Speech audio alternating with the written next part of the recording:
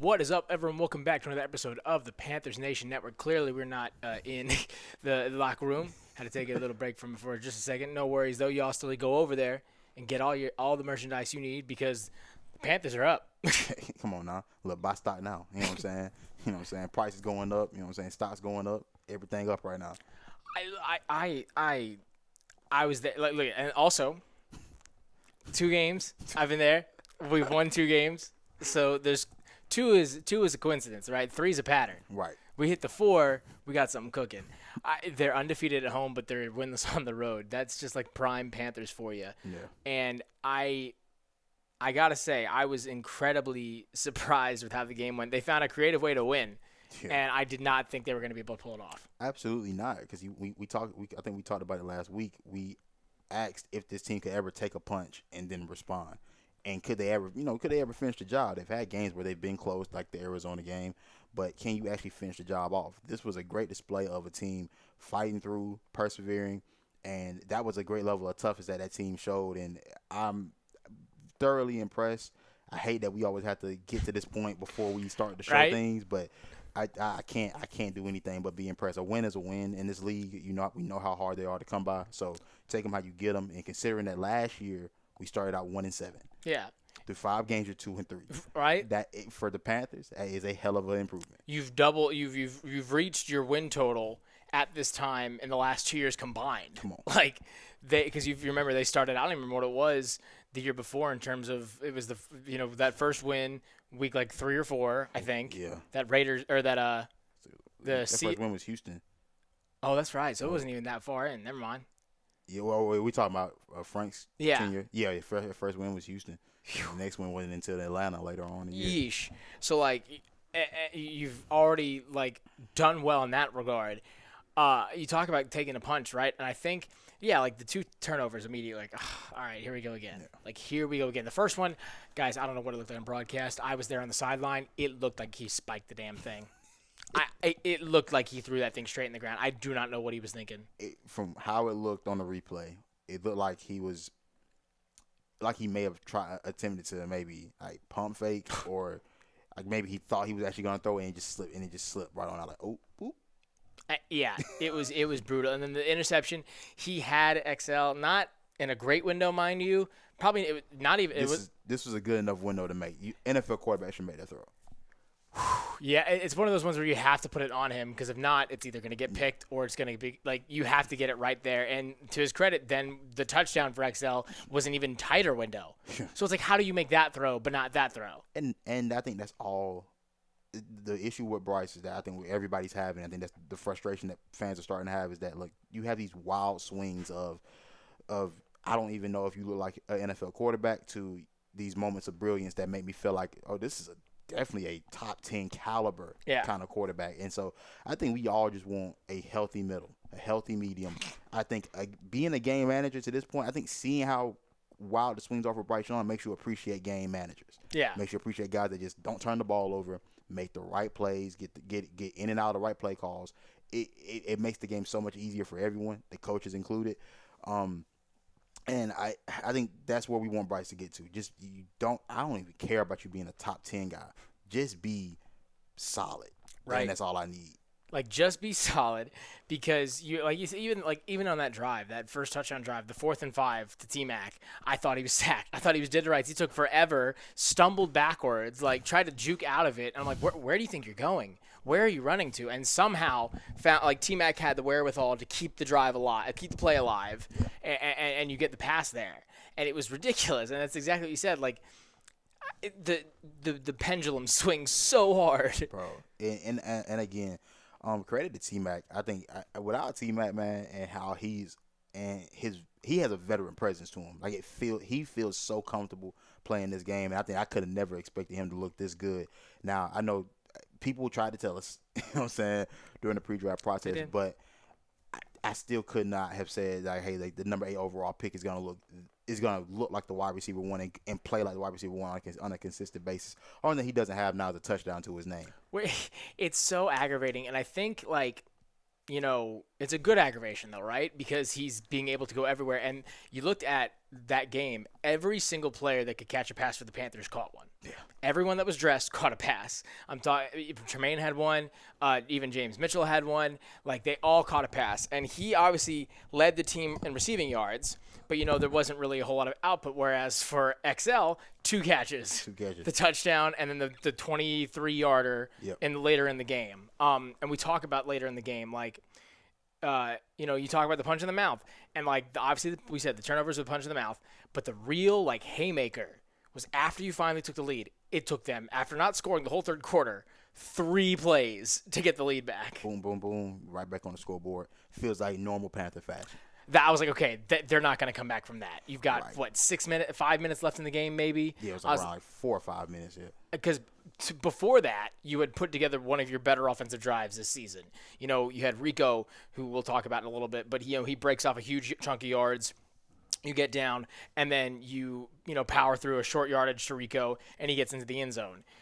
But then the next drive was, and I'd say this like with full commitment, the best drive that from beginning to end that Dave Canales has had as a head coach. Yeah.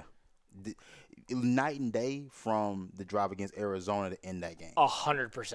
And I give credit again. I think the hard part for us, everybody to understand, is that like everybody is learning, and again, neither one of these guys have been consistent. So we don't always want to give that leash to these guys, because we see sometimes where it's like, what is this play call? Like against Arizona, it was like you ran all these deep shots and nothing underneath, nothing to help the quarterback out, nothing to help the receivers out, because these guys are gassed. No. And you lose that game. This time around, man, you call it perfectly. You call it perfectly. You get a Rico running off in a huge chunk of yards. Come on, man. Then you get a pass to XL on a outward route like we wanted from him. Mind you, this is the same route he dropped. Well, he didn't complete. He didn't get the 2 feet down, and he made sure he got those 2 feet down. I could watch. I could see it in his eyes. He's like, hold on. And then the funny part was he got 3 yards out of bounds, and that was when the DB started like come to him, and he went to go stiff arm him. Yeah. Realized how far out he was and said, "Ooh, let me pull back, let me pull back." But no, the exact same play, but a much better run route. Mm-hmm. He made his cut outside the hash and was able to get the ball. Bryce put it on a dime. Dropped it then in the bucket. You have a couple plays you don't get, and then I loved the play called to Jimmy Horn. That was what we were waiting for. And credit to Jimmy Horn, because for a kid that had been inactive for the first month of the season, gets his first shot, and it didn't look too much for him. No. To make that catch, first of all, for Bryce to trust you that much. Yeah, because that was that took some balls to make that throw. And it takes some balls to be able to go make that catch over the top of a defender at that size, man. Like, my God. But also the effect that Jimmy Horn can have on defense just by his mere presence of having to respect the speed does change a lot for Carolina. And obviously he's the only receiver we have in that room that has that caliber of speed that can actually dictate what defenses have to do. So when you see him go on these motions, on these jet motions across the field, or these orbit actions, defenses actually have to respect that. So I think that also changes a part of how Carolina can attack offensively. And when it comes down to it, and when Jalen Coker gets back, it needs to be my 4 young guys. Yeah. I'm cool with everybody else. Obviously, when David Moore gets back, I don't know. I think the locker room seems to love David Moore more than we appreciate him. So, cool. But I need to see my 4 guys, T-Mac, Coker, XL, Jimmy Horn. That's my group. Yeah, 100%. I think that, like we talked about, the way that the play calling went, I think there's still obviously a little bit to be desired, but you saw where the roles were defined. Rico, running through the middle, breaking tackles like crazy, and then screens that, given the right blocking, worked incredibly well. Same thing with, you saw a route over the middle to Tommy Tremble, James Mitchell. You understood where the tight ends fit in, and then, of course, the Mitchell Evans touchdown. A great play call, because you have XL and T-Mac running the same routes they had been. XL's same route in the end zone that he scored on, or at least the same type of route. T-Mac coming over the middle as well. And you had Jimmy Horn, I think, coming. Like, it was all of the smoke screens. Mm-hmm. And Mitchell Evans was wide open. Yeah. And because that's not the person you're going to look at. Again, like you said, I mean, the play calling being what it was, man, like that was probably the best call drive of Dave Canales' career, especially in a crunch like that. That was one of those ones for sure. Absolutely. Now, of course, you have to kind of hold your breath, because it is the Dolphins' defense. It is. So this is all subjective, right? Like, Same thing with the Falcons. I think the Dolphins even have, I dare say, a worse defense than the Definitely a Falcons. worse unit than the Falcons. And so you have to hold your expectations there a little bit. But I liked to see the consistent urging play call night and day from the Patriots. Right. Mm-hmm. To me, it showed like the Jimmy Horn catch we talked about. You can't talk about it enough because that is a gutsy throw. It's not a gutsy play call per se, but I feel like that's a route that was meant for a Hunter Renfrow. Definitely a Hunter Renfrow. Yeah. And we've seen in the Cardinals game, we saw it to Hunter Renfrow. It was a hospital ball that he didn't have the ups to go get, and even if he does, he's not going to hold on to it. Yeah. Like Jimmy has the youth, the hops, the ability to hold on to that thing because he also was playing for his start, to be actually elevated week in and week out. Yeah. So I think that's where Hunter was very quiet that game, and not because he wasn't getting he wasn't on the field. Like he was on the field, the targets weren't coming for him necessarily. When they were, it wasn't big plays, which is okay. But like you said, the young guys, like I'm cool. Like to me, honest, David Moore, when you come back, just take over the punt returns. This DJ Dallas thing, I like you on the practice squad. You did great as a blocker. That's a fact. You did great as a run blocker because we knew when you came on, or as a pass blocker because we knew when you came on the field, it was probably gonna be a pass play. Right. And I mean, yeah, figuring out that special teams unit is going to be critical because that's, first of all, it's hurt us in some of these games, whether it be returns or the punts that aren't returned, and whether it been covering punts as well. Like get the special teams unit together because that plays a big part, especially with how the kickoff is now set up and how different things are. Like it's critical that you take care of those things. Although I will say I did appreciate DJ Dallas's presence because I don't know who in the hell the Dolphins punter is, but that man. Boy, my goodness, just to be able to field that punt in that game, I said just field it because good God, I said, bro, he's launching this shit. He had a golden boot. Yards. It was ridiculous. The one where they got them at their own 10-yard line. I think he square kicked it 70 yards. 70, 80 yards. Bro, he flipped the field, and that was the thing too. That was what also had me kind of dejected throughout the game. I'm like, damn, man, we gotta stop, but they flipped the field. They still flipped the field. We had them punting from their own 20, and they flipped the field. I don't think they started past the red zone outside of a kickoff at any point. There was the one repunt, I think, but even on the repunt, he still flipped that thing. Yeah. It was ridiculous. Yeah, I don't know. I don't know what what happened there, but yeah, he had the Dolphins punter had a huge impact on that game, and just because every drive you had to make, you had to drive it. You didn't get these short, sweet drives. Like you had to go and put together multiple 10+ play drives, and again that. The degree of difficulty on that is I don't think people understand. Like once you get to play 9 and 8, bro, it gets tough to still be able to call these plays because eventually a defense gets a beat on you, and all it takes is one play. All it takes is one play to really blow up a drive. And so, I mean, and you saw that even with some of the field goals you had to settle for early on. Yeah. Just not being able to finish some of those drives off. They very well could have – this game could have went differently in the sense that you could have taken over this game earlier and it kind of had a padded lead. Yeah. But before you got to the fourth quarter, had you finished off some of those drives in the first half. And it's one of those damned if you do, damned if you don't situations, right? I had issue obviously in the moment with Canales. You just scored your first touchdown. You got a big 3 and out. You've got 2 minutes left on the field, and you had used your timeouts wisely. Mm-hmm. And you've now driven downfield. You've gotten big chunk of plays, and you had multiple opportunities inside the 20, 25-yard line to go for a touchdown. And I thought being down 17-10, in a chance to get a 2-for-1 situation, right? I think you were a little docile in the play calling, right? That I don't know what happened on the third down. You obviously it had to be either had to be completed quick on the sideline or thrown away. Yeah. And I don't think that there was any routes out there that would have worked. Yeah. Regardless. So I mean credit to Bryce for just throwing that away and just let's take the points. Yeah, and credit to him for also going and checking on the NFL Films photographer that he hit square in the head, took his hat off, which is something that I didn't think you could actually do. That was hilarious. But so then you get a field goal there. Then you go to the locker room, come back out. Rico calls his own play, which he talked about in the locker room. He's like, I told him give me the rock right now. Yeah. I'm gonna make it. And the fact that it was a 60, like a 50-yard run, something like that. Something like I can't remember. He had multiple of them, so I can't really remember. This was the longest one of the day, though, and right out of the gate. It was crazy. And to only come away with that with a field goal, too, tough. Was kind of gutting. Tough. Again, it took some fortitude. Because, I mean, look, football, that was definitely a four-quarter game because there were moments where I'm like, typically this team would falter. Very true. Like, this team would, you didn't make every play. Oh, damn, here we go again. But, I mean, credit to Rico Dollar, though. That was one of the most we can't talk about it enough other than it being one of the best performances we've seen from a Panthers running back. Tied for second in franchise history. Yeah. For the most rushing yards in a game. Like, it felt big. I mean, you start, this is what I was hoping for when we got Rico. Like, I've been begging for this. My whole idea for this offense was to go with a two-back system, run Rico, run Chuba. Both of those guys, I think, are in similar tiers as far as, like, caliber of running backs. I say if you can run those two guys to daylight, I don't think you have to pass the ball with Bryce more than 30 times a game on average throughout the course of the season.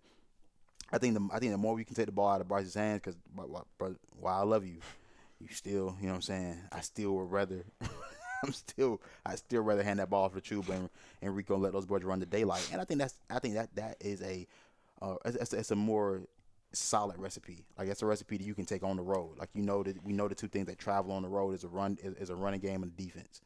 And exactly right. And that was what Miami did neither of. It was crazy. Like, the whole way you keep a lead like that is you continue to run the ball. For some reason, Miami said, "Let me keep airing it out." But you know what though? They couldn't run it. And I give credit to my big boys in the middle, Ashawn Robinson, Derrick Brown. Bobby Brown.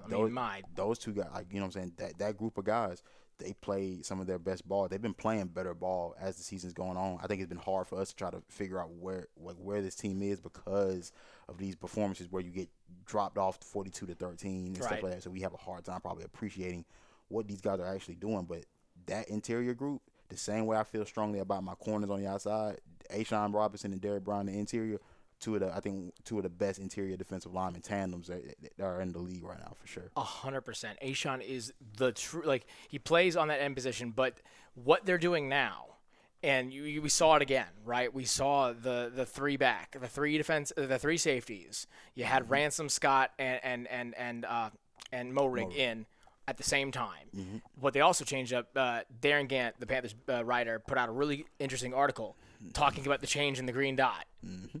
Really interesting because Trevin Wallace took over play calling duties last year after Shaq went down. Mm-hmm. They're in the tail end, and especially after Josie Jewell went out as well. Mm-hmm. And so obviously Roseboom, your veteran guy, had it. Now they're switching up. Now they're having Trevin call the plays, and Roseboom is now freed up. He played like it. He absolutely did. He played like it. And I hope this is not one of those instances where we just gave DJ Johnson that praise after the Atlanta game. And now he's unemployed. I don't know if we gave DJ Johnson that praise. I don't know if that was more. I just. Okay, well, he had played all right in that Atlanta game. And you know what I'm saying? And Roseboom, to his credit, played like the guy that I seen in the highlights coming from the Rams. Yeah. He played more downhill, played more free. Trevin looked like he was more in place. It felt like Trevin had a sense of where he needed to be. And I was surprised about how well those guys rallied to the ball, made tackles out in space. Because knowing Miami and the type of athletes they have a type. They want these track light runners. They want these explosive guys out there in space. Because they want to be one hit a quarter type of offense. They get their guys out in space. They believe they can win, and they believe they can break off big runs. And the Panthers kept that to a minimum. No, I will say to their discredit. They let the retired player turn retired rapper turn back into a player, eat them alive at the beginning of the game. I mean, I was like, dog, come on. And it felt like, and again, I keep saying this, in normal Panther fashion, this would be the storyline. I'll say, obviously, the former retired guy comes back and has a career day against us for sure. And the tight end to boot too. Yeah, but it was hard to watch. I'm not gonna lie. It was, but I will say then, they were able to really contain Achane, they were able to really contain Malik Washington because they really tried to implement him on some of those reverses and some of those bubble screens to spread the field, and they did not bite on any of them. I think Corey Thornton did a good job at nickel corner. There was, some times where he obviously had missed some steps, and I think there was some coverages he could have been a part of that he wasn't there for, which I think will put some of the other guys in unfortunate one-on-one situations. But, look at the last drive of the game, and he gets a huge pass breakup. Oh, yeah. A huge pass breakup to end that drive, then allow for Pat Jones to get that big sack the next play. So I think he did really, really well for his first game starting as nickel cornerback. Absolutely. Also, though, our rookie edges, man, boy, were these not the most valuable picks of that draft? And credit to them because they didn't listen to us and what we wanted. Very true. They got the guy. Once we drafted those guys, I think even once the draft was over and we sat back and we looked at it, I was like, no, we got some. These are some guys. The minute we drafted him, like, oh, okay, yeah, my bad. That was the only thing we said salvage Dan Morgan's draft at that time. Because we didn't because our idea was go get an elite prospect at that position. Nobody really felt like there was an elite prospect at that position, and to this point, it's been kind of proven true. Nobody's been overly productive. When Jamar Chase has more solo tackles than a certain Falcon defensive end does, it's crazy. It's gonna look crazy. It's crazy. Look crazy. And not saying that these guys won't develop and they won't get better and all that, but it just in the immediacy of what we needed, we definitely made the right choice.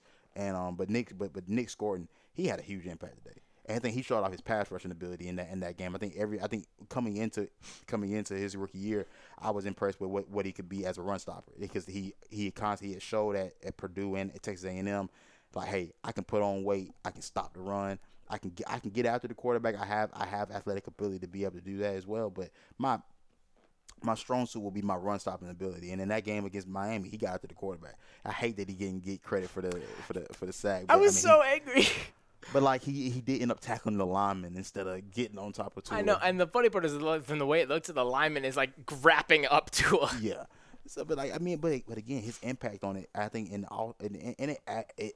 adds depth to that room, to a room that we didn't have very high hopes for. With Pat Jones and DJ Wanham. But I think with a rotation of all of those guys, we understand that we don't have a marquee guy. No. But if we're gonna have to do it, if we're gonna do it by committee, I like this group to be able to try to figure it out. It's just gonna be somebody's gonna have to be able to make an individual play at some point in time throughout the course of these games. I think if you get that, then you'll be fine. But I've been overly impressed with Nick Scorton and Princely so far through these first few games. I think it showed Pat Jones is it loud for he's been the one that's been able to push through when the numbers are stacked differently, right? He had obviously the big sack. He's had big plays in these last few games, wins specifically. I mean, and Avero, I will say, has tried to use everything he's got. And there was a couple formations there where Pat and DJ Wanham were lined up inside with Scorton and Princely on the outsides of them. And I like it. It didn't do bad. Get creative. I mean, Avero has been hit. Obviously, this year has just been hit and miss. It is what it is. Like some weeks they impress, some weeks they don't do us anything. But I like the creativity that he's going to and having to think outside the box and use the guys that you normally wouldn't use, which that's been the problem with him and Dave both so far through these first two seasons together, that it still seems like we have to force you to have to use some of these guys. Like Jimmy Horn had to be forced upon you. You know what I'm saying? Jalen Coker had to be forced upon you. Yeah. Like these things, I wish we weren't so reactive and would be more proactive and not being so stuck in our ways to try to make things work. Even like Mitchell Evans, and that's not to say that Jatavian Sanders isn't the right player there to start there, or Tommy Tremble, but who has more touchdowns at tight end now? Like Mitchell Evans has different things you can do with Mitchell Evans on the field that you can't do with Jatavian Sanders. And again, I think just figuring out how to implement these guys as you go, because here's the thing, so we figuring out we do have weapons. Let's figure out a way to utilize these things and hopefully create a system where we can be a high-scoring team on a consistent basis. Even using ETN as a halfback swing back. Well, I was glad they finally gave ETN a carry because for a good chunk of that game until that last drive, when ETN was in the game, these are going to be pass blocking sets. You know what I'm saying? Which again, the last running back you should have. Right. And so I was happy that they finally gave him a carry. had a great run, almost took it to the end zone. He did. I was like, come on, hoping, come my on. God, go finish it, bro. But it showed like, okay, there's your outside the tackles guy. Not every play because you're gonna get a bit easier to read. But like, if you have a situation where you know you can go outside the tackles, then he's got that burst, that lateral burst, that Rico and Chuba has, what you said, that great lateral kind of patience to find that hole and then take it out. Rico has just the workhorse legs. I mean, that man would not go down. He ran with the intent to go score every time he touched the rock. Like it did not look like he was ever trying to wait on anything. Obviously, he's a patient runner and allow for the gaps to open up. But once he hits the hole, he's out of there. I knew this was coming. I've been like, please give Rico some even workload because this is why you brought him in. Yeah. You saw the burst. You've seen the speed. We saw it at South Carolina. You saw it in Dallas, even at the point where behind Zeke, he was like, guys were like, okay, well, this is a good third down running back, and then takes over the reins. And I'm not saying you do anything like to change up your roster, right? This is a 1A, 1B situation. Yeah. Which is what we hope for coming into the season, that these two guys could work in tandem and it not be RB1 or RB2. Like, no, both of these guys need to get a majority touches, and I think that helps. It alleviates a lot of pressure, but not to change subject, but Brady Christensen getting the start. I was just going there because immediate impact on the offensive line. Boy. And that was another just head scratcher, temple just driving down into your brain because like what you saw everything he did last year, playing every position. And I do not understand what took them so long. I'm not saying that his presence would have allowed for you to win in New England, right? Right, but it definitely couldn't have hurt. It could not have hurt. And that's nothing to to Kingston or to some of the other guys that they brought up, Walton or whatever. Mm-hmm. But like Christensen was your workhorse lineman. And he's been one of the more consistent guys. And I know his numbers won't always say it because he's moved around everywhere. He's done everything. So I think his thing? You clearly knew he had value because you brought him back. And I was surprised you were able to keep him. And truth be told, you need to be looking to pay him and Mays. 100%. From here on out, there should be no question about who the starting center is. Eastbound and down over here. The two of them right next to each other. Call it. And you saw them on Rico's touchdown too.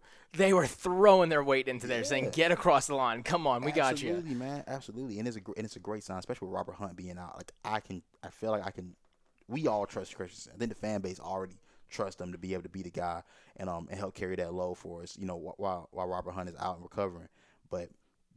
Those two guys in tandem, dog, it played a huge part. And again, it's a game coming up this week against a defense that is also not a great unit. I ain't sitting there saying dubs in the chat or nothing like that. No. But I'm saying there is a path to victory if you play your cards right. 100%, because you saw, they replace an all-pro level with an aging Jadeveon Clowney. Nothing against Jadeveon Clowney. Mm-hmm. And I swear to God, if he has some sort of, oh my goodness, a renaissance game, brother, I'll be so pressed. Taylor Moton and Ike Ekwonu, brother, please. Yeah, do everything you need to do. All right, Ike, get some sleep. Timo, make sure you're good to go because I can't have it. Right, I cannot, bro. And that's literally all they've got. They got Kenny. They got Kenny Clark, but yeah, that defense is just, you can see. I don't think I expected the defense to look in Dallas to look this different without Michael. Because I think we always kind of assumed that we didn't never think that was a great unit over there, but we knew they had some star players. I just didn't realize how much they made up for the rest of the group, and I think it's been glaringly obvious. But the thing about Dallas, though, this year they've let Dak cook. In my word, he's playing MVP level ball alongside Baker Mayfield right now. To the point where it's not even gonna. I was like, all right, cool. CeeDee Lamb, he might not be in for the game. That helps us, but it hasn't been an issue. Mm-hmm. It has not been an issue. You got, especially if Turpin is ready to go too. Oh my goodness, yeah. If Turpin gets in, I'm gonna be a little scared because Waddle, they waited a long time to use his speed. But I love you, Mike Jack, to death. But you got burned on that route. Not to the point where you should have any sort of roster change. No. But you're gonna be a step behind Waddle. That's gonna happen. And we have to know who the immediate threats are. And George, here's the thing though, I do really want to see J.C. Horn get his hands on George Pickens. It has to be. It's got to be. That's got to. First of all, that's gonna be great ball. 100%. For any wide receiver DB fan of watching two guys just go at it, that to me is the matchup that I'm like, bro, I want to see those boys. You know what I'm saying? I want to see them boys get to it. I need to see it. I gotta see it. No, for real. Like that could be, and I also would love to see not him like to be at any sort of like actual situation because JC's very calm, cool, and collected. But I would like to see some fire. Because here's the thing, you know he brings it on the field. Like obviously he had the moment after the Atlanta game, he didn't like the clip getting out about the whole car seat thing. But I'm like, bro, but I know JC on the field is going to let it hang. So I mean, I just want to see those two guys go at it. SEC boys, you know what I'm saying? Real southeastern rivalry type deal. I want to see those two guys go at it, and that's the guy you need to eliminate. 100%. He needs to be held at bay because obviously we know other guys can make plays. Turpin, Tober, these guys can make plays. But if you take him out of the game, it will help a great deal with the rest of this. I mean, figure out ways to get pressure. Figure out ways to get Dak off platform. Even though he's been great on either or, you're gonna have to try just about anything and everything to try to stop that quarterback from making plays. 100%, especially and because that's the other thing. This is the one thing I think that people didn't understand. And I knew it was happening. I picked him up on all my fantasy leagues that I could because I could see the writing on the wall for an immediate replacement in Javonte Williams. I mean, we saw what he did at Chapel Hill. You saw what he did in Denver, and I don't know if he was in there at the same time as Vera would have been there, for Vera to have some sort of familiarity with him. Where? In Denver. He maybe. I don't know. I don't think so. I don't think so either. I think they may have just missed each other. I think so too. So regardless, though, because Javonte can eat you alive if you let him. Yeah. And so it's not we've seen it. Like they were able to handle pretty well Ramondre Stevenson. Travion Henderson gave him obviously some issues. The Falcons, you did great. You were able to pigeonhole Bijan. Same thing in Arizona. At the time, it was still James Conner, I think. Yeah. And then, at the time it was James Conner. And then ETN gave you some work with the Jags. But Williams can give you that work. Yeah. Hey, look, run gap responsibilities. The way we've seen you play the run in your good moments, you're gonna need that in this game because that offense is gonna be able to create explosive plays. Schottenheimer's been able to call the game as well. I think he's been one of the pleasant surprises so far of the head coaching hires because I think everybody just wrote this Dallas team off, especially when they hired Schottenheimer and nobody was moved, and when you trade Micah and everybody was just off of the bandwagon altogether. But I think he's held it down and called some great games for his group. They're going to be able to put up points. So it's going to be about, hey, fam, can we play our responsibilities? The same responsibilities you played in that Miami game where you tackled out in space. You know what I'm saying? You rallied up. You were in position for the most part in that game. Aside from a few plays, that's the type of effort it's going to take. But this is against a much better quarterback. So we're going to see the level of play you can get to because Dallas typically, first of all, they're going to travel well. They're gonna flood the city. 100%. There's nothing. Half of them probably already live here. They already live. In South Carolina. That's the part I think people gotta understand too. Is that when that happened, when Dallas comes to town, Dallas didn't really come to town. Dallas was already here. They were just. And this is the third straight season we're playing them in Bank of America. We gotta get one. Right? I don't know why. I don't know why we played them so many times at. I don't know either. Bank of America Stadium. But I want to get one. We have to. Boys. Because that was the one thing there was a lot of Dolphins fans there. It might have been at the beginning of the game a good 60-40, 70-30 with Dolphins fans. Did it change throughout the course of the game, or did more fans start piling in, or was it? I think more fans started to pile in, then some fans started to leave, and then then the Dolphins. So because even Dave said for those who stayed, you got a good product, so I appreciate those who stayed, but it's gonna be. It could be 80-20, for real. So it is going to be rough. But as far as injuries goes, because I was thinking about it, this is a game you'd love to have Turk Wharton back. Right. Because we talk about how dominant this defensive line is already, at least from what its potential was. Right. Like Bobby Brown, A'Shaun Robinson, and Derek Brown have been lights out together. And Turk was playing better than almost all of them at the beginning of the season. Yeah. So to have him back would have been great. He didn't practice today on Wednesday. Moton didn't practice. I'm not too terribly worried about that. Hubbard didn't practice. So I do gotta ask, what is this going on with XL and his wrist again? He's not even on the list, so I don't think that was. All right. I think that was maybe just hey, we got to be because they're very, especially with wide receivers, they're very cautious. Yeah, because you're not very deep at that position. No, you're not. I mean, I think, and you've already taken some injuries to that position as well too. So Yeah. it's like you can't really afford to lose anybody. Everybody needs to be dressing that can dress. Well, luckily, the window for Coker has opened for practice. So it was a full practice on Wednesday. Now he still has to practice. I think it's 3 weeks. Yeah. I think before he's actually. I think it's like 30 days, something to that effect, before he's allowed to actually play. But he's back to full practice. Yep. So that's awesome. Then you look on their side. Deron Bland, limited practice. Booker didn't practice. Clowney was limited practice. Trayvon Diggs was limited practice. Probably nothing too concerning. Yeah, I think this is probably just cautionary stuff. Right. James Houston, who I must Boy. be at a retirement meeting because he didn't practice. He did, bro. Or he limited practice. Limited practice. He's gonna play. He's going to play. But why in the That's world? their best pass rusher at this point. Which by is the way. insane.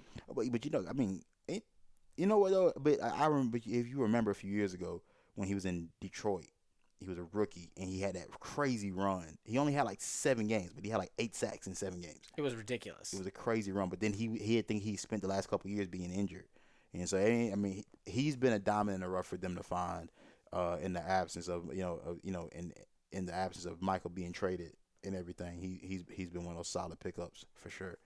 Oh, you know who I was thinking of in the moment? I was thinking of Justin Houston.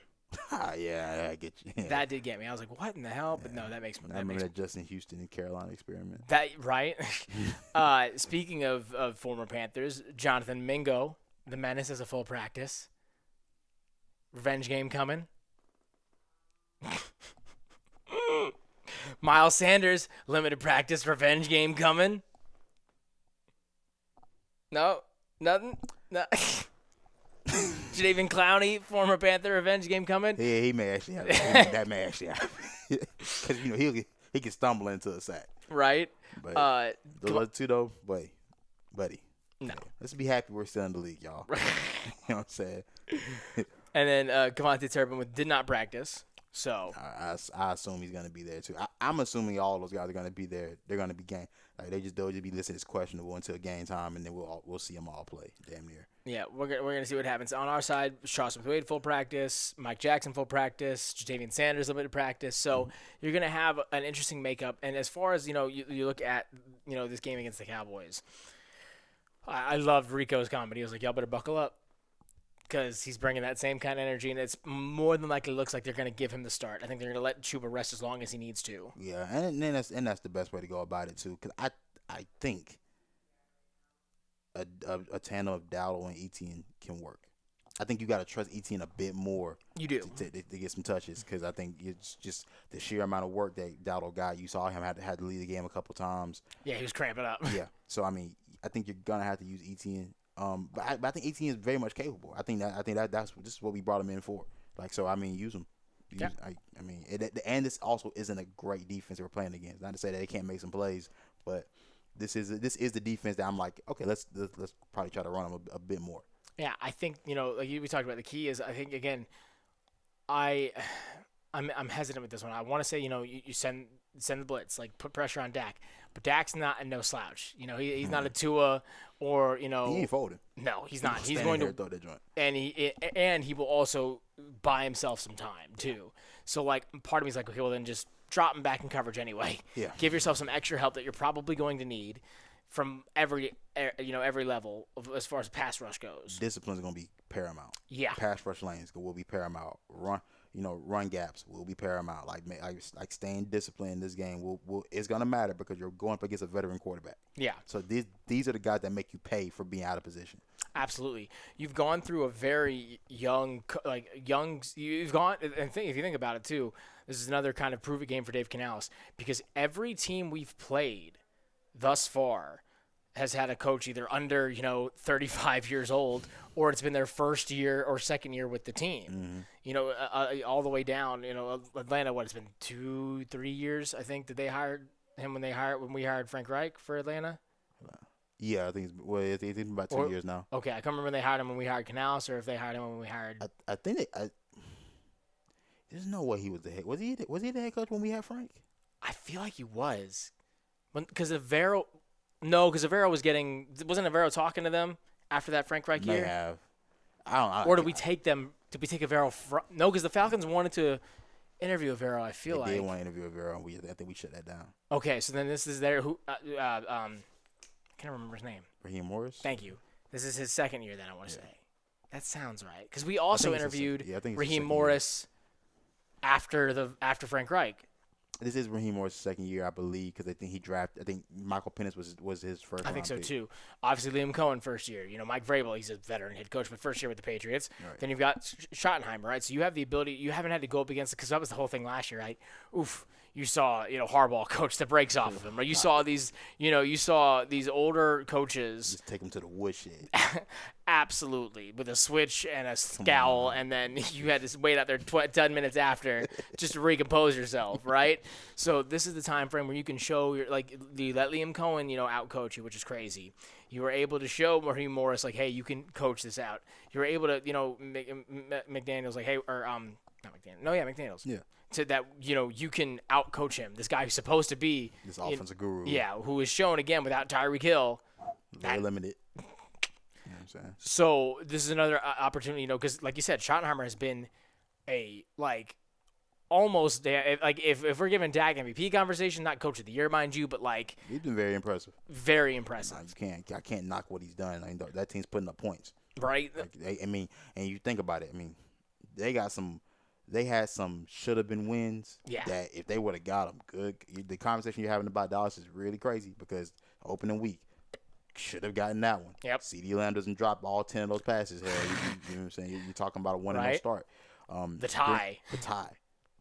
Going toe to toe. I mean, they're slinging. And at this point, because obviously we're thinking Green Bay's the team. We're thinking Green Bay's that team. So, yeah. So I mean, they've been in every big game that they played thus far. So it's going to be a challenge for sure. I think it absolutely will. I think there is a difference about also seeing, what you're able to do from a special team standpoint, right? Mm-hmm. You got to be able to be consistent. I'll be interested to see who they put out there. If they give Jimmy Horn a chance, if they keep it with DJ Dallas, because like we said, you weren't really there's no weapon with DJ Dallas.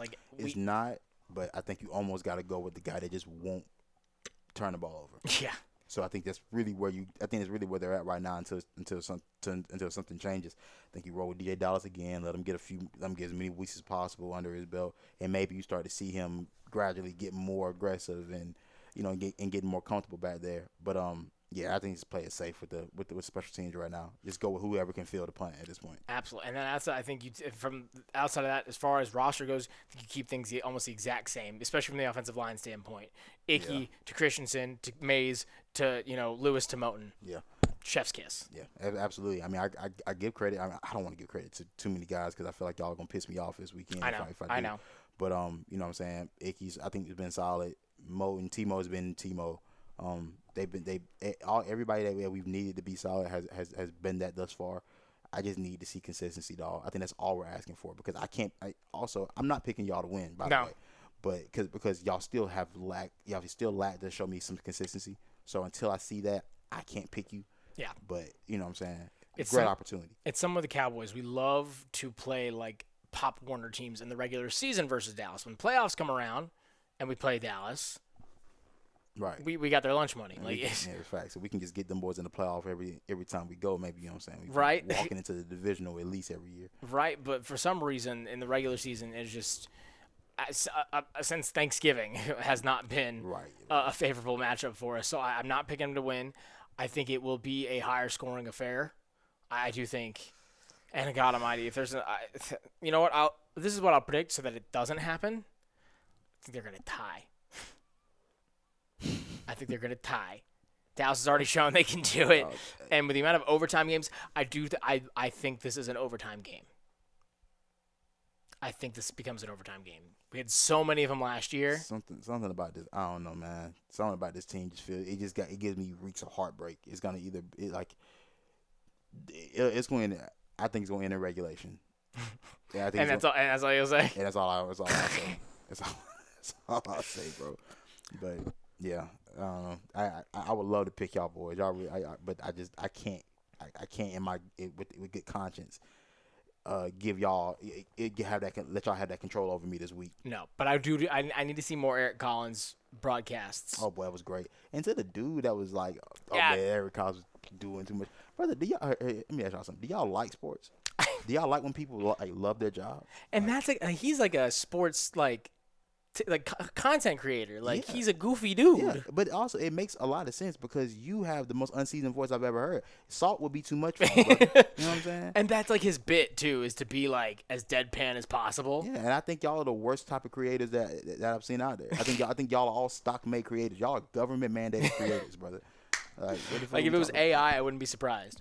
bro, like, because literally, bro, like, I think that type of creation, like, bro, like that takes creativity to do that. To just that's sitting at the lunch table, like spouting every player that you can remember. That's literally bro, what it is. Synthetic ass content creators, man. I ain't worried, man. So yeah, have fun with it because Eric Collins, and he's not being a hometown guy. Clearly, there's He going. called that thing both ways. When Waddle got the touchdown, you heard it in his voice. Yeah. But I need to hear more of that because from a ball lover, a ball watcher, right? Like, Bro, add some flair to my broadcast, dog. Because a lot of times I mute the TV.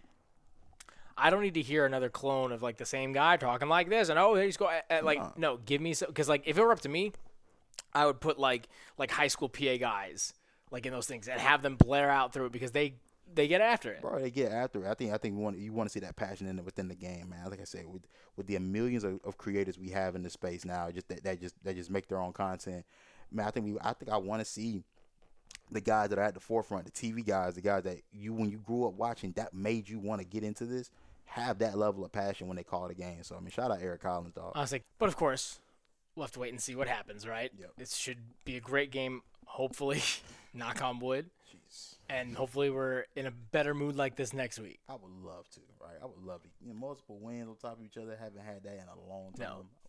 This is taking years off my life to keep doing it. Like, man, but here's the thing. Unlike some of y'all, we not going nowhere. You know what I'm saying? I wasn't gonna say nothing. I don't know, but yeah, we're not giving up. We've been here since 2019 too. You feel me, bro? And we ain't going nowhere. You feel me?